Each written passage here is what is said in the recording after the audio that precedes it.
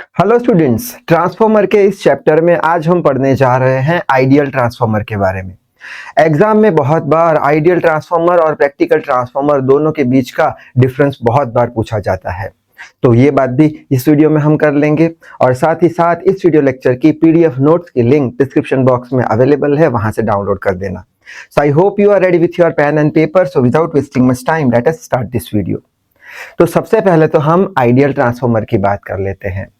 Ideal transformer यानी ऐसे transformer जिनका जो एफिशिएंसी जो होता है वो 100% होता है, क्योंकि उनमें कोई भी एनर्जी लॉस नहीं होता, उनमें कोई भी पावर का लॉस नहीं होता।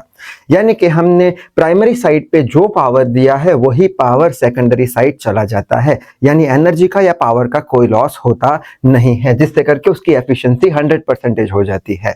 अब कैसे वो देख लेंगे। तो एग्जाम में हमें क्या लिखना है, such transformer which are 100% efficient, 100% efficiency होती है, in which there is no loss of power, power का कोई लॉस होता नहीं, एनर्जी का कोई लॉस है नहीं, उसको हम क्या बोलते हैं, आइडियल ट्रांसफॉर्मर बोलते हैं।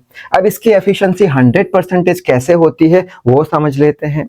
तो अभी हमने देखा क्या कि पावर का कोई लॉस होता नहीं, यानी प्राइमरी साइड यानी इनपुट साइड जो पावर डाला वो सेकेंडरी साइड मिलेगा, यानी आउटपुट साइड हमें मिलेगा। तो हम ऐसा लिख सकते हैं कि power at input is equal to power at output. जितना पावर हमने इनपुट पे दिया उतना ही पावर हमें आउटपुट पे मिलेगा।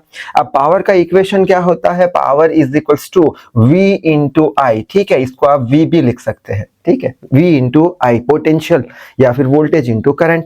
अब इनपुट साइड हमारी कौन सी होती है, इनपुट साइड प्राइमरी होती है, तो V इंटू आई कर दिया, P किसके लिए लगाया, प्राइमरी साइड के लिए लगाया। उसी तरीके से आउटपुट साइड किसकी होती है, सेकेंडरी साइड की होती है, तो सेकेंडरी के लिए S लगा दिया, V इंटू आई कर दिया। ठीक है, इतनी बात समझ में आ गई होगी। अब अगर हम एफिशिएंसी का इक्वेशन रखें यहाँ पे जो कि होता है output by input, so efficiency क्या होगा, output power by input power multiply with 100 करने से हमें एफिशिएंसी परसेंटेज में मिल जाएगी। आउटपुट पे कितना पावर है, आउटपुट पे ESIS, तो ESIS लिख लिया। फिर इनपुट पे कितना पावर है, इनपुट पे पावर है EPIP लिख लिया, मल्टीप्लाई विथ 100%। यहाँ पे ESIS और EPIP दोनों बराबर है, क्योंकि पावर का कोई लॉस है नहीं, एनर्जी का कोई लॉस है नहीं।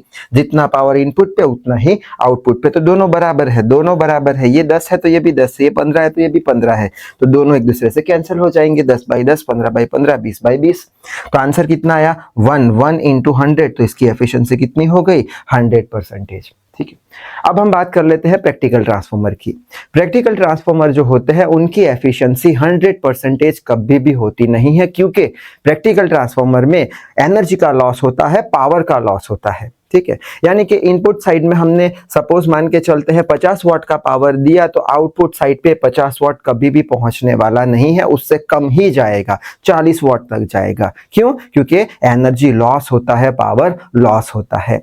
तो वही बात यहाँ पे लिखी है, such transformer which are not 100% efficient, efficiency 100% है नहीं। क्यों नहीं है, क्योंकि there is a loss in power called practical transformer. Power का कुछ लॉस होता है, यानी कि अगर हम primary side input side 50 watt का पावर दे तो आउटपुट साइड यानी सेकेंडरी साइड कम पावर जाएगा, 40 वाट। 10 वाट का पावर क्या हो जाएगा, लॉस हो जाएगा। क्यों पावर लॉस होता है उसके लिए अलग से वीडियो बना देंगे, एनर्जी लॉसेस इन ट्रांसफॉर्मर। ठीक है, अभी के लिए खाली हम मान के चलते हैं कि प्रैक्टिकल ट्रांसफॉर्मर में क्या होता है, पावर का लॉस होता है, कुछ पावर चला गया, यानी इनपुट पे ज्यादा पावर दे रहे हैं लेकिन आउटपुट पे कम पावर जा रहा है, यानी power at input is greater than power at output. Input पे कितना पावर होगा, अभी हमने देखा था V इंटू आई जितना, तो V इंटू आई कर दिया, P किसके लिए लगाया, इनपुट कौन सा होता है, प्राइमरी साइड होता है, और आउटपुट कौन सा होता है, आउटपुट सेकेंडरी साइड, तो V इंटू आई कर दिया। अब इसकी एफिशिएंसी निकालेंगे, एफिशिएंसी का फॉर्मूला लिखेंगे, output power by input power multiply with 100, जिससे करके हमें एफिशिएंसी का आंसर परसेंटेज में मिल जाए। आउटपुट पे कितना पावर है, ESIS लिख लिया। इनपुट पे कितना पावर है, EPIP, ये भी यहाँ पे लिख लिया। ठीक है, अब इसका आंसर कैसा आएगा, इसका आंसर 1 से कम आएगा। क्यों 1 से कम आएगा, क्योंकि यहाँ पे ESIS छोटा है, ये वाली टर्म इससे छोटी है, यानी ये वाली टर्म बड़ी है और ये छोटी है, छोटी से बड़ी को डिवाइड करेंगे तो 1 से कम आएगा। ठीक है, मान के चलते हैं इसका आंसर आया 0.9 इंटू 100, कितना एफिशिएंसी आ गया, 90%। 0.8 आंसर आया, ये छोटा छोटा है ये बड़ा है, छोटा है ये बड़ा है, डिवाइड करेंगे तो 1 से कम 0.8 आया तो 80% एफिशिएंसी आ जाएगी। ठीक है, यानी इसकी एफिशिएंसी कैसी रहेगी, हमेशा एफिशिएंसी 100 से तो कम आने वाली है। Efficiency is less than 100%, efficiency हमेशा कैसी आएगी, 100 से कम आएगी। ठीक है, जो हमारे ट्रांसफॉर्मर है अभी के वो 99% जितने एफिशिएंट है, 100% एफिशिएंट ट्रांसफॉर्मर हम बना नहीं सकेंगे। ये जो आइडियल ट्रांसफॉर्मर है वो प्रैक्टिकली पॉसिबल नहीं है, क्योंकि 100% एफिशिएंसी दे रहा है, कुछ लॉस ही नहीं है, बल्कि लॉस तो आने ही वाले हैं, कुछ भी कर लो। 99% एफिशिएंट ट्रांसफॉर्मर हम बना सकते हैं, लेकिन 100% कभी नहीं, क्योंकि कुछ लॉसेस आते हैं। ठीक है, अब क्वेश्चन आएगा कि ये जो आइडियल ट्रांसफॉर्मर है वो प्रैक्टिकली पॉसिबल तो है नहीं, फिर क्यों पढ़ना है? तो उसका सिंपल सा रीजन है कि आइडियल ट्रांसफॉर्मर से हमें पता लगा कि उसकी एफिशिएंसी 100% है, तो वो 100% के रिस्पेक्ट में हम दूसरे ट्रांसफॉर्मर की एफिशिएंसी पता लगा पाएंगे। एज फॉर एग्जाम्पल, एक रामू करके एक लड़का है और एक गोलू करके एक लड़का है। रामू के 80% आए, गोलू के 50% आए। ठीक है, तो किसके परसेंटेज ज्यादा? रामू के 80% ज्यादा। कैसे हमने पता लगाया? क्योंकि हमने क्या किया, 100% का रेफरेंस था हमारे पास। ठीक है, उसके रिस्पेक्ट में रामू के 80% अच्छे हैं और गोलू के 50% अच्छे नहीं है, यानी एक रेफरेंस होना जरूरी है। 100% हमें पता होना जरूरी है, और ये भी पता है कि 100% तो किसी के आएंगे नहीं, ऐसे ही 100% एफिशिएंसी तो आएगी नहीं, जो कि प्रैक्टिकली पॉसिबल नहीं है। अब हम डिफरेंस देख लेते हैं आइडियल और प्रैक्टिकल ट्रांसफॉर्मर का। तो जैसे कि हमने देखा आइडियल ट्रांसफॉर्मर में कोई लॉस होता नहीं है, तो लॉस के कुछ पॉइंट लिखेंगे। सबसे पहले तो नो लॉसेस इन ट्रांसफॉर्मर, कोई लॉस ही नहीं है ट्रांसफॉर्मर में आइडियल में, इसलिए उसका एफिशिएंसी 100% है। जबकि प्रैक्टिकल ट्रांसफॉर्मर में बहुत सारे लॉस आते हैं, जैसे कि हो गया copper loss, eddy current loss, ये सारे लॉसेस के लिए अलग से वीडियो बना देंगे। कौन सा?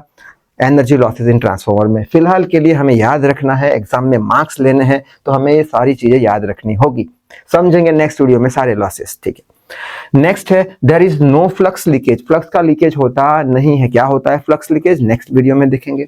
यहाँ पे फ्लक्स का लीकेज होता है, इसलिए एनर्जी 100% मिलती नहीं है, कुछ लॉस हो जाता है।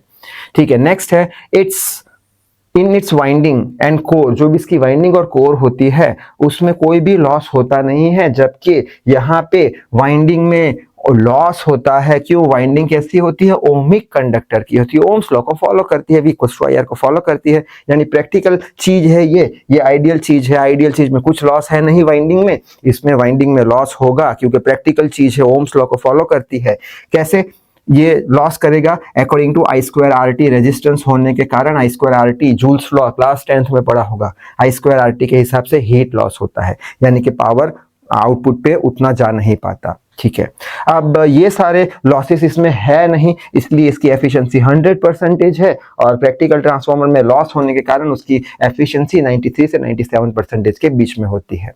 अब ऐसी 100% एफिशिएंसी वाला आइडियल ट्रांसफॉर्मर प्रैक्टिकली हम बना सकते नहीं है। ठीक है, रेफरेंस के लिए रखा है, और जितने भी ट्रांसफॉर्मर बनाए होते हैं, जितने भी यूज में है ट्रांसफॉर्मर, सारे ट्रांसफर को क्या बोलते हैं? प्रैक्टिकल ट्रांसफॉर्मर बोलते हैं। तो लिखा है all constructed transformers are practical transformer. तो डिफरेंस में इतना लिख के आने पर और स्टार्टिंग का स्लाइड लिख के आने पर हमें फुल मार्क्स मिल जाएंगे। तो इस वीडियो में बस इतना ही। Till then read hard, work hard. Thank you very much.